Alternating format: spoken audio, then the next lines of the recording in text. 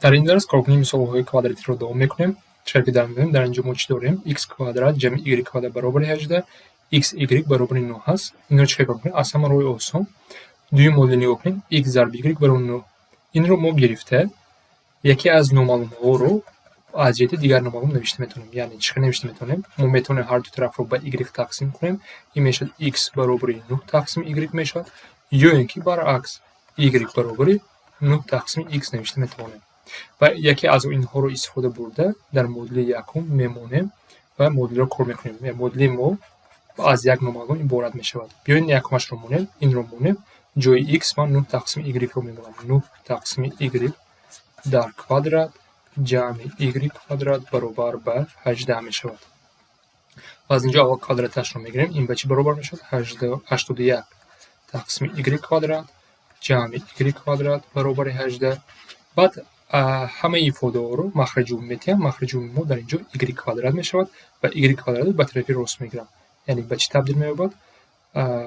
81 تقسیم y kvadrat جمع y در درجه 4 تقسیم y kvadrat برابر 18. نیاکنیم مخرج ها برابر است. این y رو من به طرف راست گرفته میتونم. یعنی این مدل من به چی تبدیل مییابد؟ 81 جمع y در درجه 4 برابر است به 18 y kvadrat. اکنون نیاکنیم این مدل کار کنیم. ما پیشکی کار کرده بودیم در سوال پیشینه. ما این رو چه کار میکنیم؟ بیاین y در اینجا y درجه 4 است و y kvadrat است. بیاین y kvadrat رو یک نامعلوم دیگر گیریم a باشد و بعد جای y kvadrat a رو میمونیم و مدل ما به چی تبدیل مییابد؟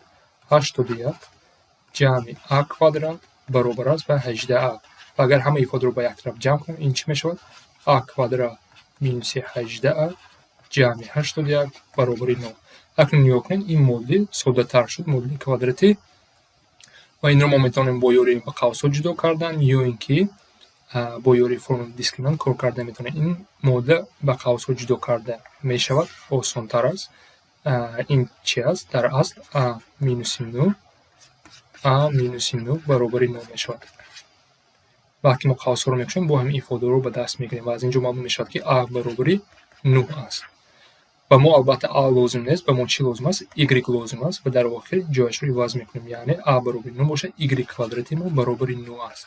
و از اینجا y برابر است به پلوس مینوس 3. یعنی دو جواب داره، یا پلوس 3 شده یا مینوس 3 شده میتونه. اکنون ما y رو یافتیم. البته که ما این استفاده برده در مدل دوم مونده کار کرده میتونیم.